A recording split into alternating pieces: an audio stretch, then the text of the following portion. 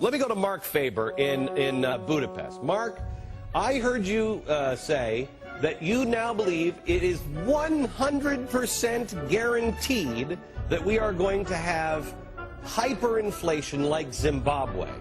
Yes, that's correct. And if we destroy our currency, which is what the Obama plan might do, if we have hyperinflation, it's not going to matter how much money we have because we're not going to be able to buy anything with it. Well, Adrian, when you print gigantic amounts of money and you flood the world with money, throughout history, that has led to inflation.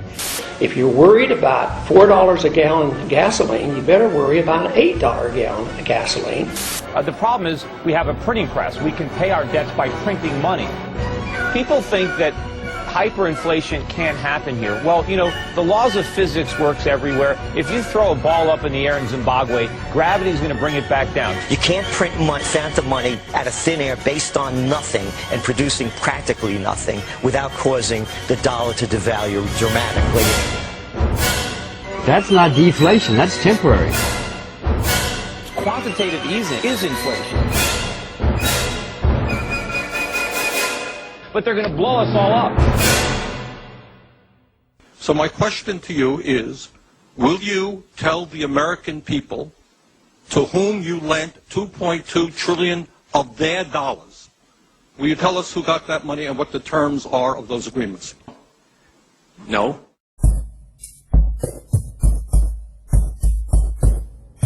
Inflation, simply explained, is the printing of money. Inflation is the value of the money in your pocket going down, while prices all around you rise.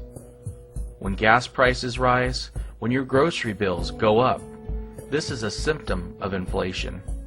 The Federal Reserve is printing money out of thin air every day.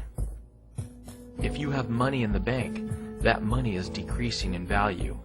In other words, we should all be worried about inflation, because it affects the prices of everything you use on a daily basis. There have been good men warning us for years about inflation. Jim Rogers, Peter Schiff, Mark Faber, Ron Paul, and many others. They have spoken about the uncontrollable spending that will lead to the total collapse of the United States. And then there have been those in power who have ignored the warnings. George W. Bush, Ben Bernanke, Timothy Geithner, Barack Obama, Nancy Pelosi, and all of Congress. We will show you how these individuals, through stimulus plans, bailouts, low interest rates, and the ever-expanding balance sheet of the Federal Reserve, will lead to the destruction of the U.S. currency. We owe the world probably as much, if not more, than Germany owed, only we didn't incur this debt fighting a war. We incurred it remodeling our houses and buying cars and television sets and iPods and all these little gadgets that we didn't need, and now we owe the world trillions, and we're reaching for the printing press to pay it back. Never before in world history were people able to buy houses with no money down. Many people bought 4 or 5 houses with no money down and no job. And then they did it with cars and student loans and credit card loans. You think we just say, well, that's too bad, we're going to start over, nobody loses his job? Be realistic. We have to realize that the monetary base, the liquidity was doubled in a few short months. To me, there's a lot of inflation out there. It's already inflated. We're in the midst of inflation. Because the prices haven't gone up doesn't mean we don't have the distortion. And it was that system that gave us the financial bubble, the artificially low interest rates, the malinvestment, all the mistakes made, and now we're trying to correct all that by doing the very, very same thing. This system that we've had since 1971 is non-viable, and it's coming to an end. That's what this whole story is about. Bush's $152 billion Economic Stimulus Act of 2008 sent $300 to $600 checks to individuals and $600 to $1,200 checks to married couples. When the checks started to arrive, oil prices surged to $147 per barrel.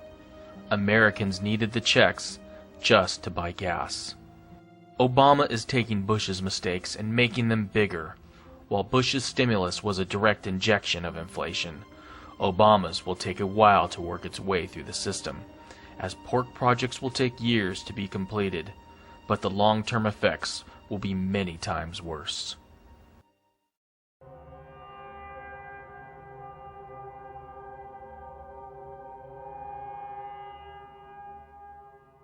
the Obama budget deficits, I mean, they dwarf anything that Bush had. I mean, it's ironic that Obama is now trying to criticize Bush for running up the deficit, as he's running it up through the roof, $2 trillion in his first term. And he's saying, well, I'm going to cut it in half by my last year. Well, even if he's right, it's still going to be $1 trillion when he cuts it in half. It's still more than twice the last budget deficit from Bush. In an attempt to reinflate the dot-com bubble, Alan Greenspan lowered interest rates from 6.5% in 2000 down to 1% in 2003. Greenspan did not reinflate the dot-com bubble, but instead created an unprecedented rise in real estate prices.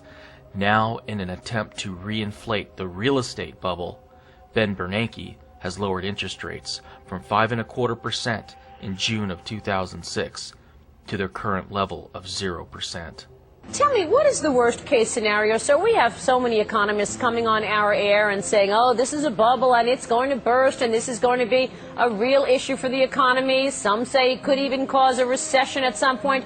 What is the worst case scenario if, in fact, we were to see prices come down substantially across the country?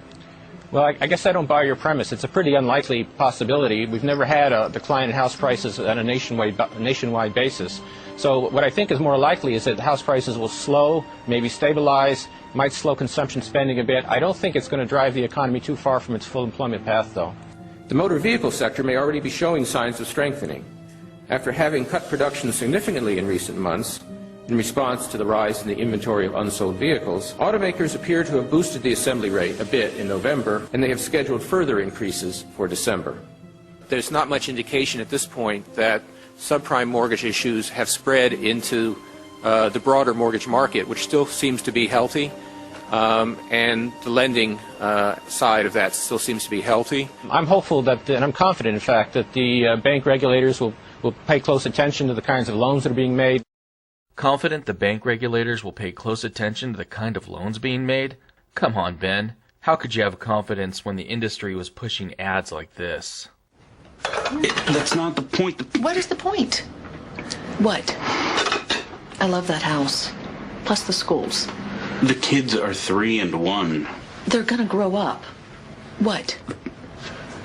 Suzanne researched this. This listing is special, John. You guys can do this. We can do this. Okay. Are you kidding me? This is awesome. See the size of that garage? Yes. Oh, that's great. Now let me get to work. And it wasn't just Ben Bernanke's incompetence. Congress did its part too. The only way they can pass this bill is by creating and sustaining a panic atmosphere. That atmosphere is not justified. Many of us were told in private conversations that if we voted against this bill on Monday, that the sky would fall, the market would drop 2,000 or 3,000 points the first day, another couple thousand the second day, and a few members were even told that there would be martial law in America if we voted no. That's what I call fear-mongering. Unjustified. Proven wrong. We've got a week, we've got 2 weeks to write a good bill. The only way to pass a bad bill, keep the panic pressure on. 1,100 pages, not one member of this body has read. Not one.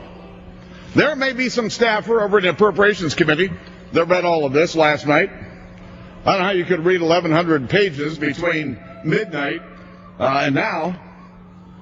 Not one member's read this. What happened to the promise that we're going to let the American people see what's in this bill for 48 hours? But nope, we don't have time to do that.